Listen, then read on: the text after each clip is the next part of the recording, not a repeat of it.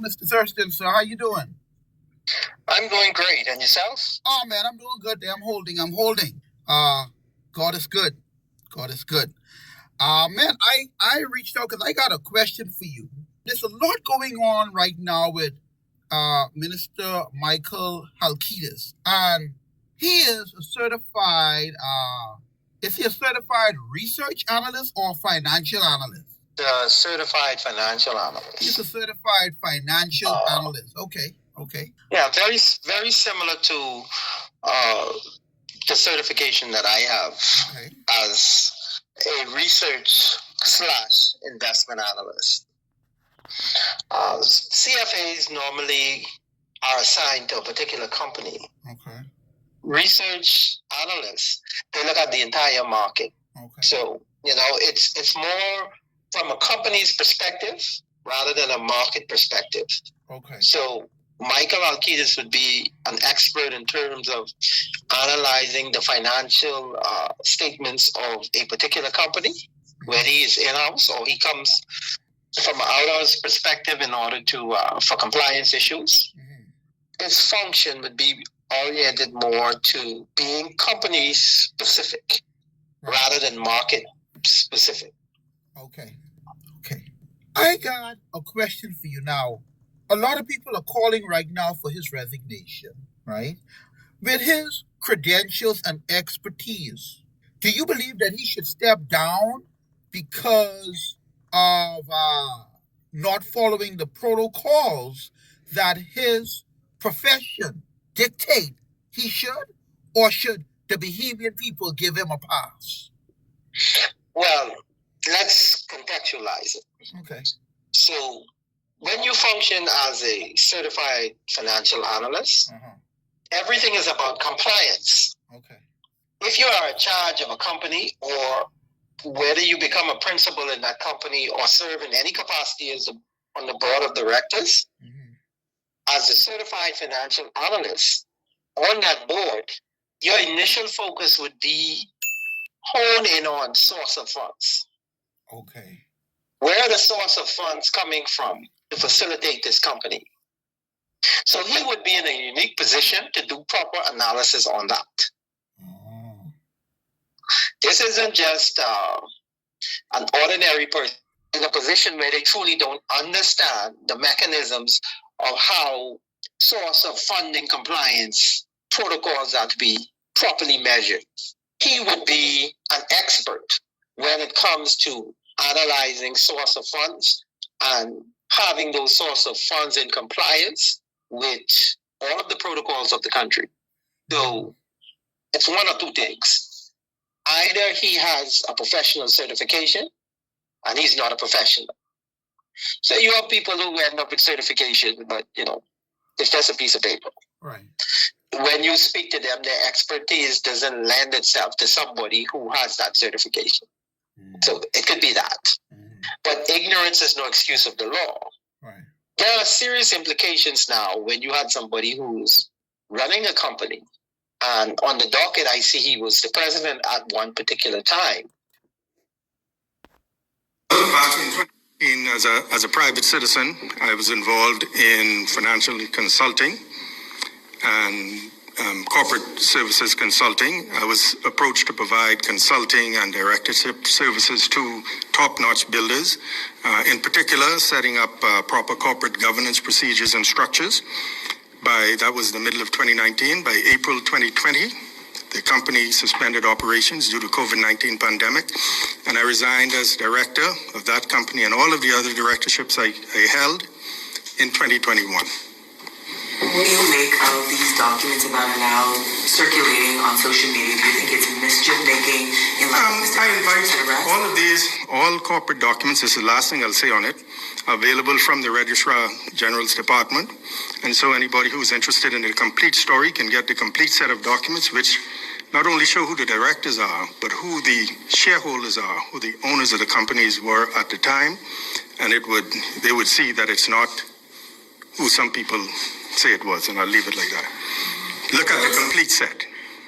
Were any contracts involving top-notch builders, including the Mile Rock administrative complex was warranted without like a competitive bidding process? That 8 Mile Rock thing was back in pre-2017, so I was not involved with that. Are you able to confirm if you were approached by Eric Gardner himself? No, I am able to confirm that I was not. I was approached by the attorney. And I invite you to find the complete set of the documents and you'll see the whole picture. Is there a difference between an individual that serves as a director of a construction company and a president of a construction company? Yes, there is a distinct difference between a director and a president of a construction company, though the same person can hold both roles. The difference lies in oversight versus execution. Director, board member, focuses on high-level governance, financial oversight, policymaking, and long-term strategy. Directors do not manage daily field operations or project managers. They oversee the executives who do. President, executive officer, manages the daily operations of the company. In construction, the president oversees active project pipelines, signs major vendor or labor contracts,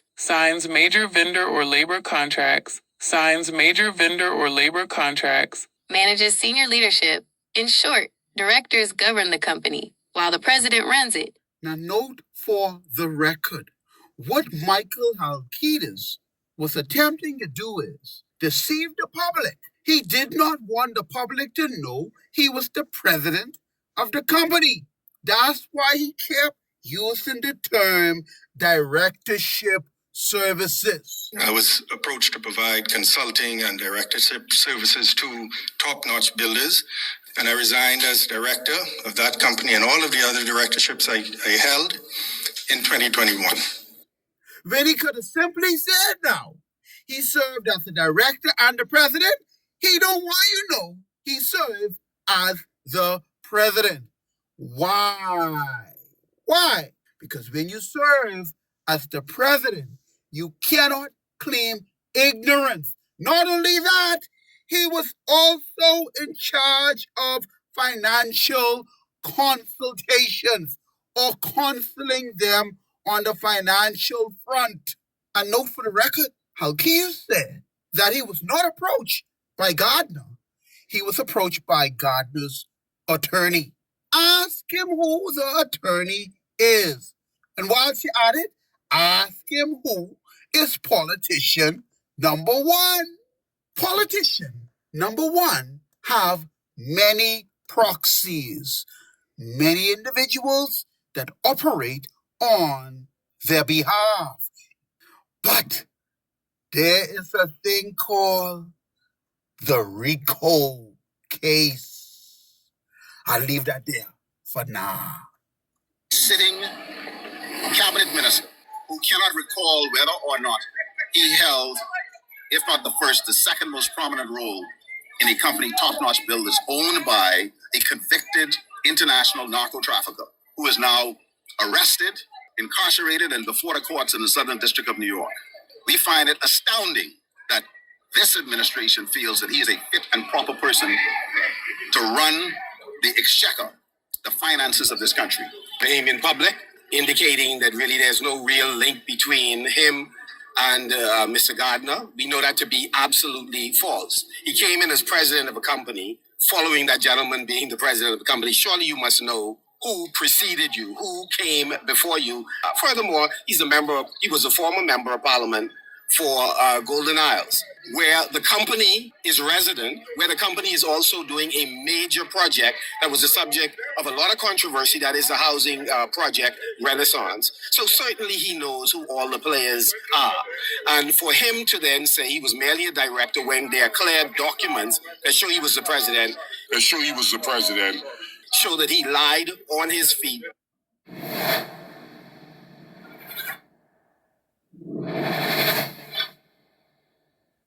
He's running a company that has questionable source of funds, and the owner of that company is a fugitive. Wow. So these are very, very serious matters that the Bahamian people may not have the full gravity of understanding the implications. But the FNM's protest was met with a show of support from progressive Liberal Party backers who stood firmly behind the finance minister. And they continue to stand with Micheal Halkitis, no matter what. He's a great MP, he's a great cabinet minister, and we stood with him for the last 4.5 years. We're going to continue to stand with him for the next 5 years. Among Halkitis supporters was former PLP MP Leslie Miller, who also dismissed the opposition's demands. The minister hasn't done that, and these guys ain't got nothing to do it. Huh? Son hot. They coming here talking foolishness, man.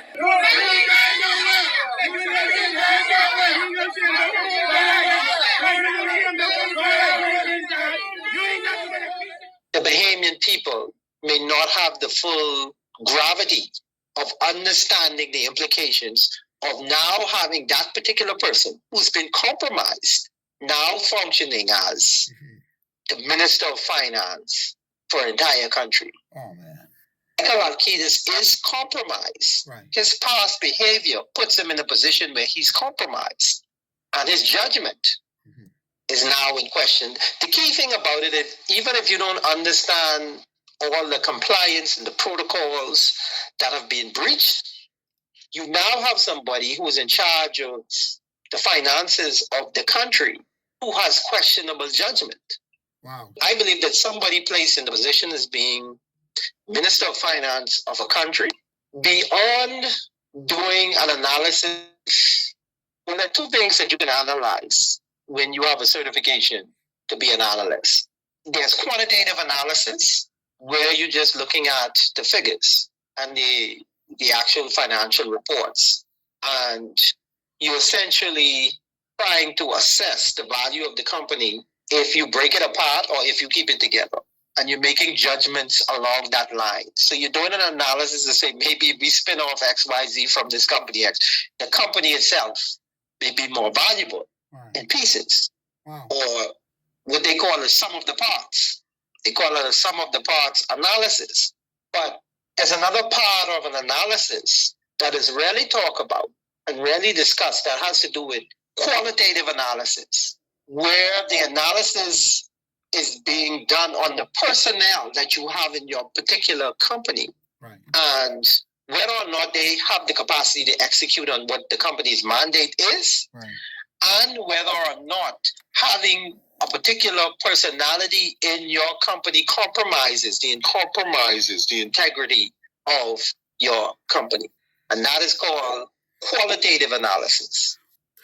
What Mr. Tyson just said is this. Micheal Halkitis, before signing his name on that paper, should have done his due diligence, because your name is the most important thing, or should be the most important thing to you, and you should do everything you can to protect your name. So if he didn't do, and he didn't, at this point is what he's trying to claim. He didn't do his due diligence and he put his name on the paper. The question now remains, how can we trust someone to run the finance of the country that didn't even do their due diligence when it came to protecting their name? Because understand now, around the same time, when he signed his name to that paper, that man, Mr. Gardner, was a fugitive on the run. And Mr. Thurston can tell you that with the credentials, you have connections that you can make phone calls to see what's up. But the man ain't doing due diligence. Yeah, and there's a standard protocol that anybody that has a professional certificate needs to adhere to. Even if you are a CPA, right? And somebody brings you in to do the financials of a particular company, it's upon you to protect your name and your certification. So if that person is of questionable character, right, you turn it down, because now you're putting your name, your reputation, and your credentials on the line, right, for a couple dollars. Yeah. Those are considerations you need to make. It's a lack of vision on his part as a professional.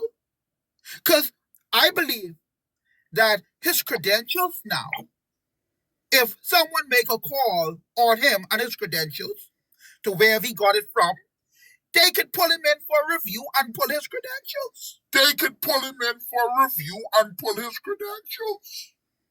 That is a Yes, they can. possibility. See? And note for the record, Halkitis said that he was not approached by Gardner. He was approached by Gardner's attorney. Ask him who the attorney is. And while she added, ask him who is politician number one. Politician number one have many proxies, many individuals that operate on their behalf. But there is a thing called the RICO case.